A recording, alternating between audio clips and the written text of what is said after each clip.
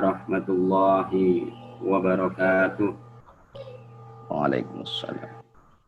Innal hamdalillah nahmaduhu wa nasta'inuhu wa nastaghfiruh wa na'udzu billahi min shururi anfusina wa min sayyiati a'malina may yahdihillahu fala mudilla lahu wa may yudlil fala hadiyalah. Asyhadu an la ilaha illallah wahdahu la syarika lah wa asyhadu anna Muhammadan abduhu wa rasuluhu la nabiyya ba'dah. Allahumma sholli wa sallim ala hadzal rasul wa ala alihi wa sahbihi ajma'in. Alhamdulillah, mari kita panjatkan puji syukur kehadirat Allah Subhanahu wa taala yang telah melimpahkan nikmat iman Islam, taufik dan hidayah serta inayah kepada kita sekalian. Sholawat dan salam semoga senantiasa dicurahkan kepada Nabiullah Muhammad Sallallahu Alaihi Wasallam. Para pemirsa At-Tafkir Channel, alhamdulillah pada kesempatan kali ini selama 60 menit ke depan kita akan bersama Ustadz Muhajir Adib Abdullah. Beliau adalah pengasuh Pondok Tahfiz Al-Quran Ulin Nuha Sidoarjo. Kali ini dalam program kajian tafsir Al-Quran tematik. Semoga beliau tidak bosan berbagi ilmu menebar cahaya. Alhamdulillah, beliau sudah bergabung hadir di tengah kita bersama At-Tafkir Channel. Kita sapa dulu, apa kabar Ustadz Muhajir? Assalamualaikum, alhamdulillah Ustaz. Salam. Sehat Ustadz? Alhamdulillah, sehat walafiat. Alhamdulillah, insyaallah. Kami juga berharap para pemirsa At-Tafkir Channel juga dalam kondisi sehat walafiat. Pemirsa, simak terus dan jangan terlewatkan program-program pilihan At-Tafkir Channel, kajian hadis, kajian Al-Quran, kajian Adzabul Alim wal Muta'alim, dan sebagainya. Jangan lupa like dan subscribe bagi yang belum. Mari kita simak pemaparan materi kajian tafsir Al-Quran tematik yang diasuh oleh Al-Ustadz Muhajir Adib Abdullah. Silakan Ustadz. Bismillahirrahmanirrahim. Assalamualaikum warahmatullahi wabarakatuh. Alhamdulillahi rabbil alamin wal aqibatu lil muttaqin wala udwana illa 'alal zalimin. Allahumma shalli wa sallim wa barik ala sayyidina Muhammadin al-Fatih lima ughliq wal khatim lima sabaq nasiril haqqi bil haqq wal hadi ila siratikal mustaqim. Amma ba'd. Para pemirsa At-Tafkir Channel yang berbahagia, mari kita lanjutkan kajian tafsir Al-Quran tematik. Yang kali ini kami akan mengambil tema menyingkap rahasia bulan Dzulhijjah. Karena saat ini kita sudah memasuki bulan Dzulhijjah. Mari kita buka surat At-Taubah ayat 36. A'udzu billahi minasyaitonir rajim. Bismillahirrahmanirrahim. Inna 'iddatash syuhuri 'indallahi 12 syahran fi kitabillahi yauma khalaqas samawati wal ardh minha arba'atun hurum dzalika ad-dinul qayyim fala tadhlimu fihinna anfusakum wa qatilul musyrikina kaffah kama yuqatilunakum kaffah wa'lamu annallaha ma'al muttaqin. Shadaqallahul adzim. Sesungguhnya bilangan bulan-bulan di sisi Allah Subhanahu wa taala itu ada 12 bulan. Yang mana ini di dalam ketetapan Allah di saat Allah menciptakan langit dan bumi. Minha arba'atun hurum. Di antara 12 bulan itu ada 4 bulan yang dimuliakan oleh Allah Subhanahu wa taala. Dzalikad dinul qayyim. Yang demikian itu merupakan ketetapan Allah untuk agama yang lurus. Jadi ini sudah ditetapkan oleh Allah Subhanahu wa taala. Pemirsa At-Tafsir Channel yang berbahagia. Di dalam tafsir dijelaskan bahwa Allah Subhanahu wa taala mengabarkan keburukan orang-orang Quraisy, orang-orang kafir, musyrik. Dikabarkan oleh Allah Subhanahu wa taala keburukan mereka karena mereka telah mengubah hukum-hukumnya Allah Subhanahu wa taala. Di antaranya mereka menambah hitungan bulan dalam 1 tahun. Mestinya dalam 1 tahun itu Allah sudah tegaskan 12 bulan, mereka tambah 1 bulan lagi. Maka Allah Subhanahu wa taala menegaskan di sini. Dan minha arba'atun hurum. Ketahuilah di dalam 12 bulan itu ada 4 bulan yang dimuliakan oleh Allah Subhanahu wa taala. Saudaraku pemirsa At-Tafsir Channel yang berbahagia. 4 bulan yang dimuliakan oleh Allah Subhanahu wa taala itu apa? Di dalam tafsir ini juga disebutkan, yaitu yang pertama adalah Dzulqa'dah, kemudian Dzulhijjah, kemudian Muharram. Nah, 3-tiganya ini berurutan. Dzulqa'dah, Dzulhijjah, Muharram. Kemudian loncat satu lagi adalah Rajab.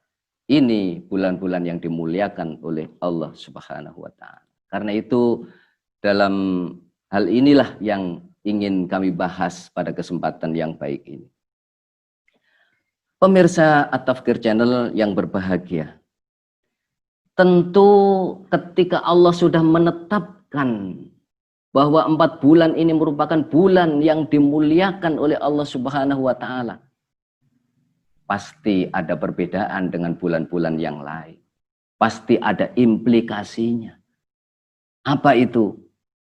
Pahala dilipat gandakan oleh Allah Subhanahu wa taala manakala seseorang itu mau beramal baik di bulan-bulan yang dimuliakan oleh Allah Subhanahu wa taala itu.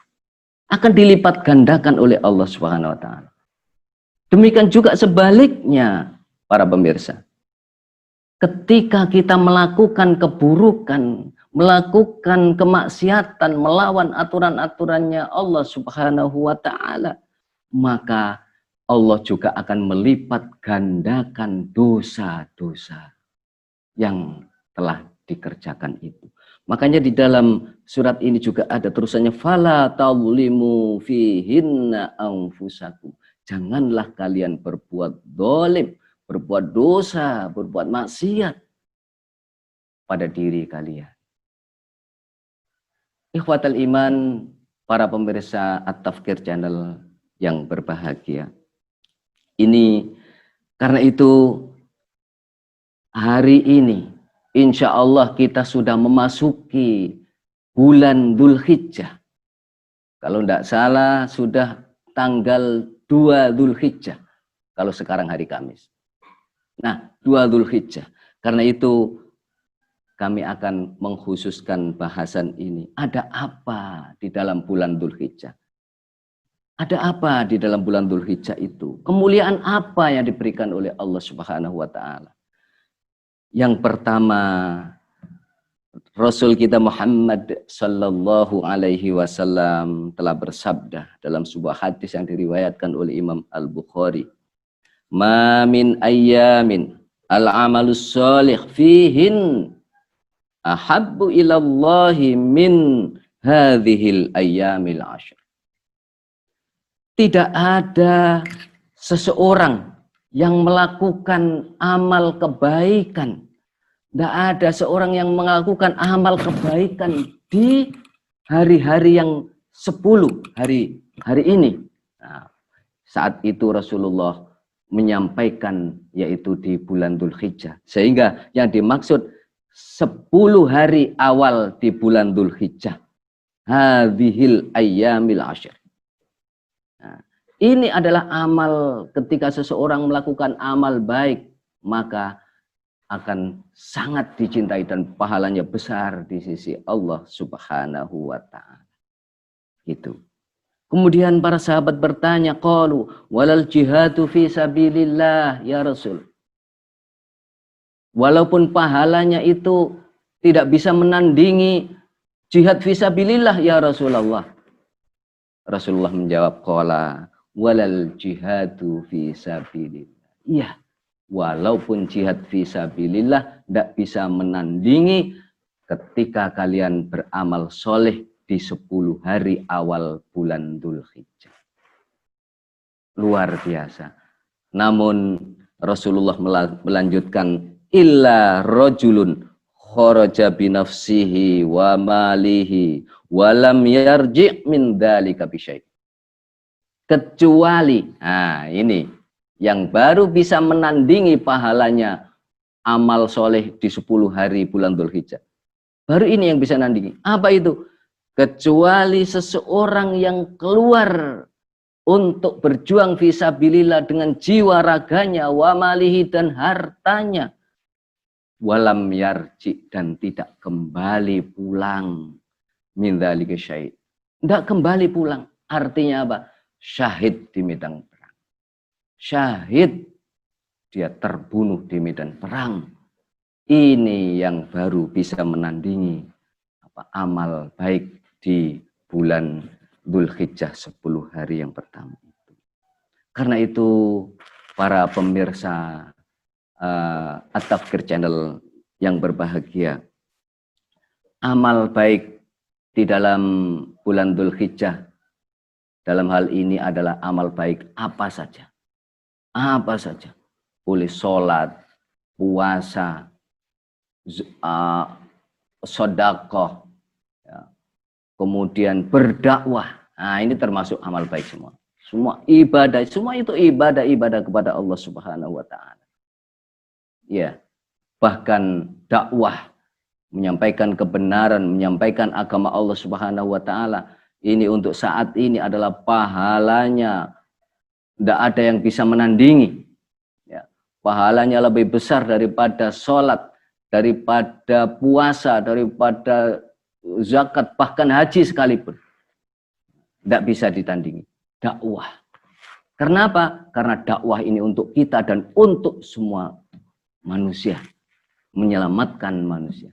Tapi kalau sholat, zakat, apalagi puasa, haji, itu condong untuk dirinya sendiri. Ikhwatal iman, pemirsa At-Tafkir Channel yang berbahagia. Karena itu, mari masih ada kesempatan, ini masih di awal-awal bulan Dzulhijjah, kita untuk melaksanakan amal-amal yang soleh, amal-amal ibadah kepada Allah Subhanahu wa ta'ala. Kemudian yang kedua, dikabarkan dari Rasulullah Shallallahu Alaihi Wasallam, nanti pada tanggal 9 Dzulhijjah. Sekarang kalau tanggal 2 berarti tanggal 9-nya Kamis depan. Kamis depan. Itu tanggal 9 Dzulhijjah. Kalau sekarang tanggal 2. Jadi jika tanggal 1 berarti Rabu depannya. Nah, patokannya adalah ketika jamaah haji sedang wukuf di Arafah. Itulah tanggal 9 Dzulhijjah. Ada apa di situ? Rasulullah Shallallahu Alaihi Wasallam pernah menjelaskan, ya ini ada sahabat an Abi Qatadah radhiyallahu an, su'ila an saumi yaumi Arafah, qala yukaffirus sanatal madiyah wal baqiyah. Luar biasa. Abi Qatadah radhiyallahu an menjelaskan ketika ditanyakan kepada Rasulullah Shallallahu Alaihi Wasallam tentang fadilah, keutamaan puasa 1 hari di tanggal 9 Dzulhijjah, namanya puasa Arafah. Apa keutamaannya? Apa kehebatannya? Rasulullah menjawab, yukaffirus sanatal madiyah wal baqiyah. Bisa menghapus dosa-dosa 1 tahun yang telah lewat dan 1 tahun yang akan datang. Bayangkan, luar biasa ini fadilah yang ada di bulan Dzulhijjah.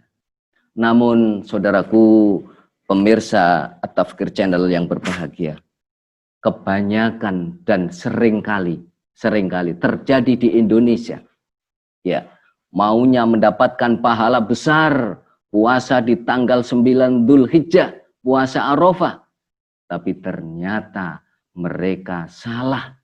Bukan di 9 Dzulhijjah, tapi puasanya seringkali yang terjadi di Indonesia ini tanggal 10 Dzulhijjah. Hati-hati. Padahal tanggal 10 Dzulhijjah itu haram berpuasa. Karena 10 Dzulhijjah itu adalah hari raya Idul Adha. Haram berpuasa. Bahkan ditambah tanggal 11, 12, 13 itu hari tasyrik. Itu haram berpuasa.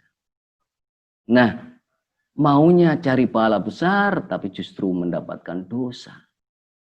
Karena apa?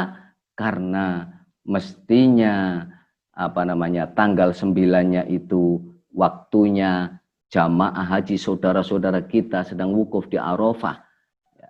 Kemudian kita disunnahkan untuk puasa Arafah 1 hari itu.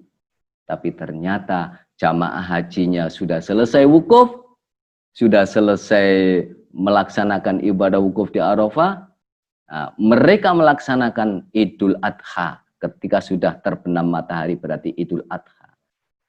Padahal jarak antara Indonesia dan Mekah itu tidak jauh, hanya 4 jam kira-kira, 4 jam, sekitar itu. Tidak sampai beda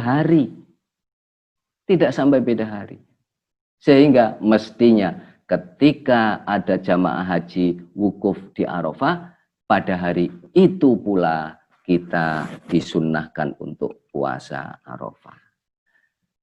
Ikhwatal iman, para pemirsa At-Tafkir Channel yang berbahagia. Ini yang pertama. Yang kedua, ada apa di dalam bulan Dzulhijjah? Yang pertama tadi itu dilipat gandakan pahalanya. Di samping di bulan-bulan haram itu dilipat gandakan, lebih khusus lagi di bulan Dzulhijjah. Ini luar biasa keistimewaan yang diberikan oleh Allah Subhanahu wa taala kepada kita semuanya. Nah, sekarang masuk yang kedua di bulan Dzulhijjah, yaitu ada ibadah haji. Ada ibadah haji. Yang mana ibadah haji itu kita ketahui bahwa merupakan rukun Islam yang kelima. Rukun Islam yang kelima. Itu pun dilaksanakan bagi yang mampu. Mampu uangnya, mampu kesehatannya, mampu perjalanannya. Nah, aman atau tidak, ada kendaraan atau tidak. Nah, seperti itu. Ini ketika sudah diwajibkan untuk melaksanakan ibadah haji atau belum. Nah, cuman saya mengingatkan kepada pemirsa semuanya bahwa ibadah haji ini merupakan salah satu ibadah yang rawan riya. Rawan riya. Kenapa demikian? Bisa kita lihat bagaimana. Wah, saya mampu haji. Wah, saya dipanggil Pak Haji dan lain sebagainya. Rawan riya. Makanya di dalam Al-Quran Allah Subhanahu wa taala menegaskan walillahi 'alan nasi hijjul bait. Lillah. Nah, pakai lillah. Kemudian ada lagi ayat yang lain wa atimmul hajja wal umrata lillah. Lillah lagi. Tidak ada ibadah selain haji ini yang Allah sebutkan dalam Al-Quran pakai lillah, tidak ada. Sholat, aqimus sholah, wa atuz zakah, tidak ada lillahnya. Ini luar biasa.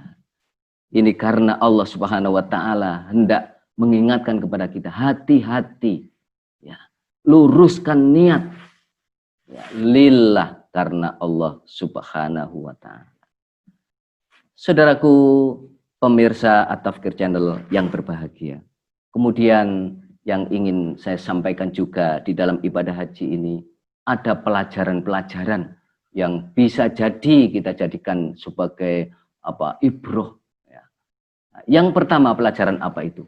Yaitu melaksanakan ibadah haji itu membutuhkan bekal, membutuhkan persiapan.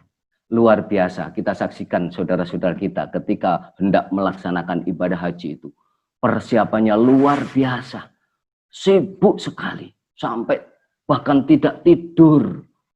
Malam itu sudah mempersiapkan segala sesuatunya, agar nanti tidak ada yang ketinggalan, tidak ada yang kekurangan dan lain sebagainya. Sibuk. Padahal hanya perjalanan ke Mekah, jaraknya sekitar 4 jam. Apa maksudnya? Kita ini ada perjalanannya lebih jauh daripada itu. Apa itu? Perjalanan menuju ke akhirat. Nah, padahal ini perjalanannya lebih jauh dari itu. Banyak di antara kita santai-santai, berleha-leha. Nah, karena itu, mari kita persiapkan sebaik-baiknya. Yang kedua, pelajarannya adalah di sana ada ketaatan yang penuh kepada Allah Subhanahu wa Ta'ala. Taat. Jadi jamaah haji itu ketika di sana, di Mekah, di Madinah, hampir tidak pernah kita temukan mereka bertengkar, mereka baku hantam, tidak pernah kita temukan. Mereka taat pada Allah, diperintahkan rukun-rukun, diperintahkan melaksanakan seluruh syarat rukunnya, dilaksanakan, tidak berani meninggalkan, tidak berani mereka menolak. Disuruh menutup aurat, tutup aurat, sampai kakinya ditutup pakai kaos kaki, sampai ada tangannya juga ditutup, ya kan? Saking hati-hatinya, saking taatnya kepada Allah Subhanahu wa Ta'ala. Namun apa yang terjadi, saudaraku, ketika pulang ke rumah, pulang ke negaranya masing-masing, mereka tidak lagi menerapkan seperti itu. Padahal perintah Allah Subhanahu wa Ta'ala agar kita senantiasa bertakwa pada Allah Subhanahu wa Ta'ala itu tidak hanya di Mekah, di Madinah, tapi dimanapun. Ittaqillaha haitsuma kunta. Bertakwalah kalian kepada Allah dimanapun kalian berada. Ini yang perlu kita jadikan sebagai pelajaran penting bagi kita. Dan ini kewajiban kita bersama untuk mengingatkan saudara-saudara kita. Kemudian yang ketiga, ada pelajaran yaitu persatuan. Ada pelajaran yaitu persatuan dari ibadah haji itu. Yang mana kita tahu bahwa mereka berangkat ke Mekah, ke Madinah itu dengan tujuan yang satu, kepada Ka'bah yang satu, ya, tawaf mengelilingi Ka'bah yang satu, kemudian berbahasa yang satu, berpakaian satu, ya, berbendera satu, benderanya Rasulullah SAW. Semuanya itu satu. Ini sebagai perlambang bahwa umat Islam itu satu, tidak boleh terpecah belah. Ketika kita terpecah belah, maka kita akan bercerai-berai dan musuh-musuh Allah akan mudah mengalahkan kita, umat Islam. Para pemirsa At-Tafkir Channel yang berbahagia, nanti akan kita sambung lagi kajian kita, tinggal 1 poin yang insya Allah nanti akan kita lanjutkan. Kita akan menyaksikan pesan-pesan video yang berikut ini. Pemirsa Jangan kemana-mana, kita akan lanjutkan kajian setelah video yang menarik ini.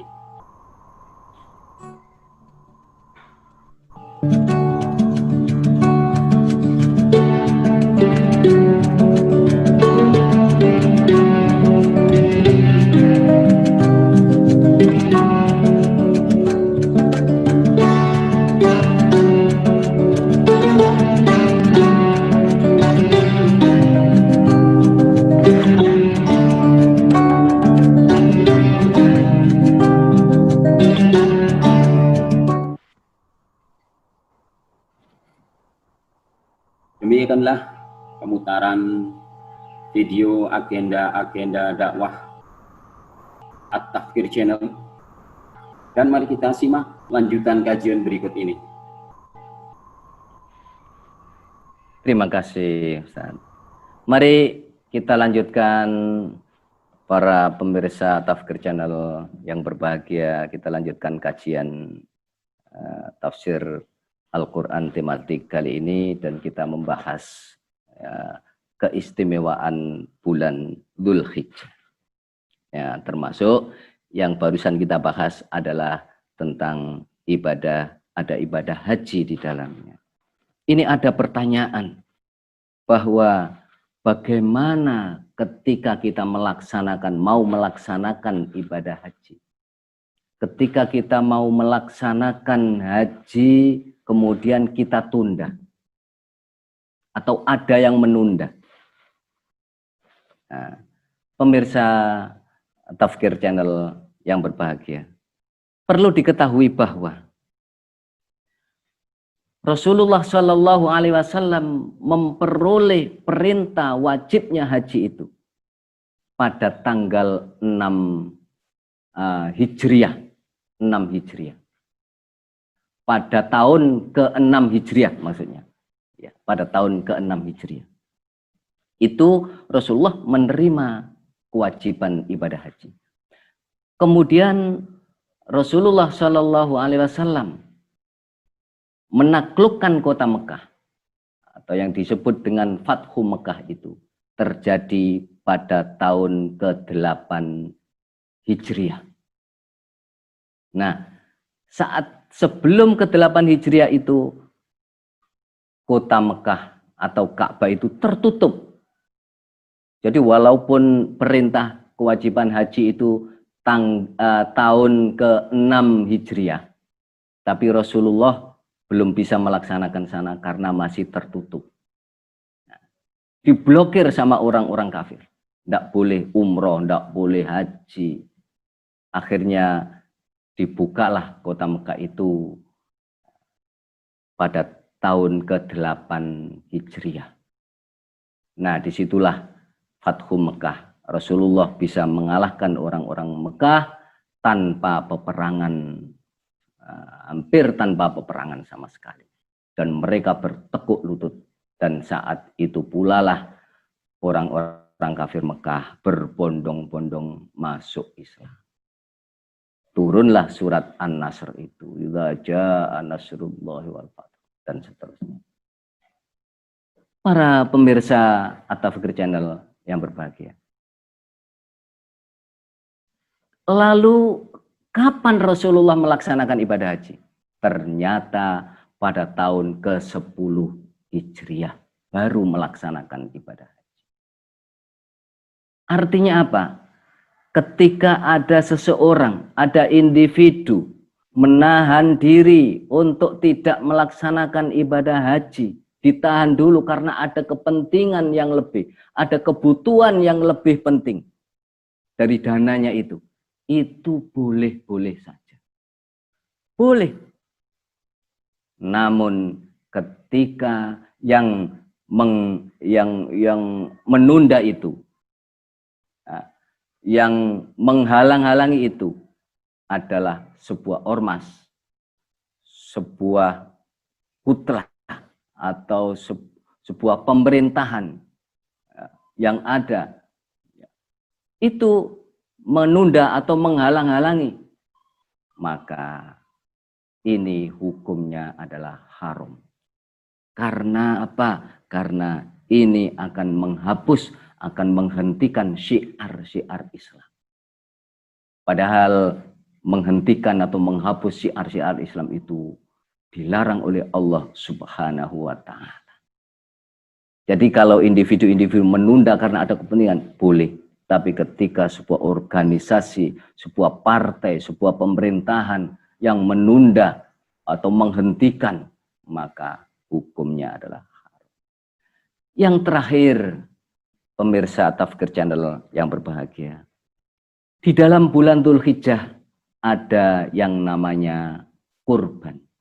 Makanya Idul Adha disebut juga dengan Idul Kurban. Nah, begitu. Orang biasa menyebut Idul Kurban. Yang mana kita ketahui bahwa Allah Subhanahu wa Ta'ala telah berfirman, A'udzubillahi minasyaitonirrajim, Inna a'tainakal kautsar fashalli lirabbika wanhar. Inna syani'aka huwal abtar. Jadi kita diperintahkan untuk berkurban. Yang ingin saya sampaikan pada kesempatan yang baik ini, ya, ketahuilah bahwa di dalam Idul Kurban ini ada pelajaran penting yang perlu kita teladani, yaitu 2 orang hamba yang sukses di hadapan Allah Subhanahu wa Ta'ala, yaitu Nabiullah Ibrahim alaihissalam dan Nabiullah Ismail alaihissalam. Ini dua manusia ini sukses di sisi Allah Subhanahu wa Ta'ala. Perlu diketahui bahwa yang dimaksud sukses itu adalah nailu ridwanallah, orang yang memperoleh ridho dari Allah Subhanahu wa Ta'ala. Itulah sukses. Lah, beliau ini memperoleh ridho dari Allah Subhanahu wa Ta'ala. Kenapa? Karena berdua taat kepada Allah Subhanahu wa Ta'ala sepenuhnya. Bayangkan pada usia 85 tahun dalam sebuah riwayat, ya, beliau Nabiullah Ibrahim diperintahkan untuk khitan. Beliau laksanakan khitan. Padahal saat itu belum ada dokter. Beliau laksanakan khitan. Kemudian berikutnya diperintahkan oleh Allah Subhanahu wa Ta'ala untuk mengorbankan seluruh ternak-ternak yang beliau miliki. Beliau kurbankan semua. Kemudian beliau diperintahkan oleh Allah Subhanahu wa Ta'ala untuk membangun Ka'bah sendirian saat itu. Beliau laksanakan. Kemudian diperintahkan oleh Allah Subhanahu wa Ta'ala untuk mendakwakan Islam di tengah-tengah kaumnya. Beliau laksanakan, bahkan diberi hukuman oleh Raja Namrud, dibakar di atas api yang membara. Beliau laksanakan. Taat pada Allah. Kemudian beliau diperintahkan oleh Allah Subhanahu wa Ta'ala, ya, untuk mengungsikan istri dan anaknya, putranya yang masih kecil.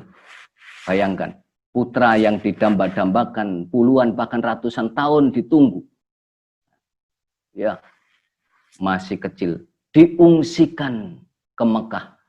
Berapa ratus kilo itu jaraknya.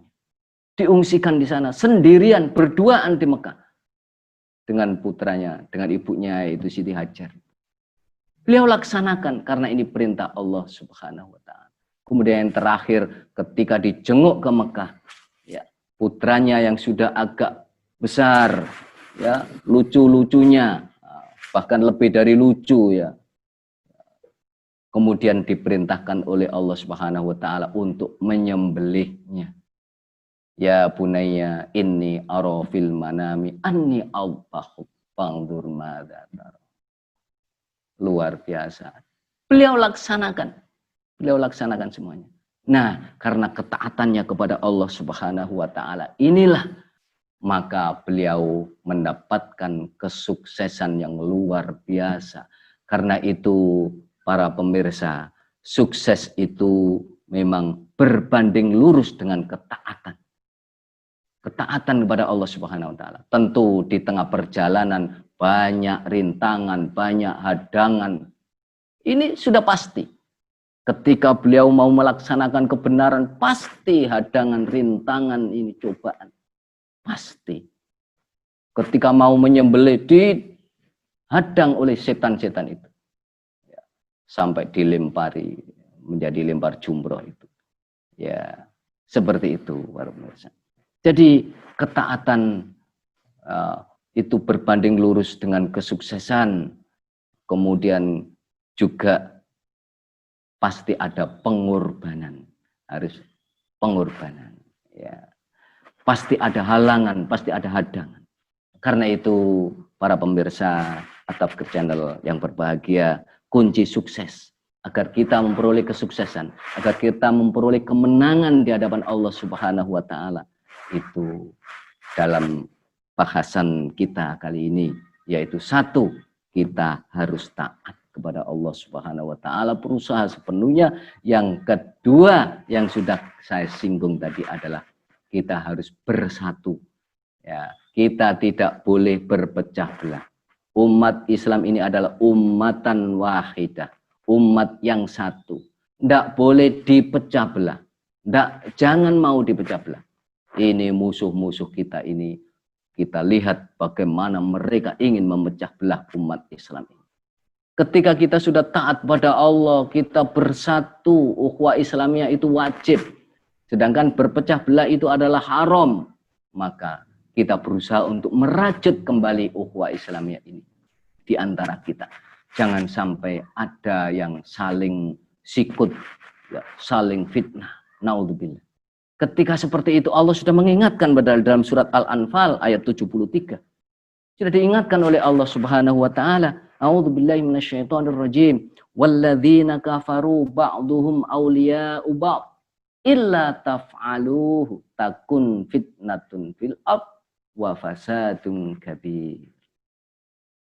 Ketahuilah, nah ini peringatan Allah Subhanahu wa taala kepada kita agar kita bersatu. Ini ditunjukkan bahwa mereka orang-orang kafir itu satu sama lain, ba'dhum awliya'u ba'd, saling tolong menolong, saling bantu membantu. Ya, sesama orang kafir itu untuk menyerang kita.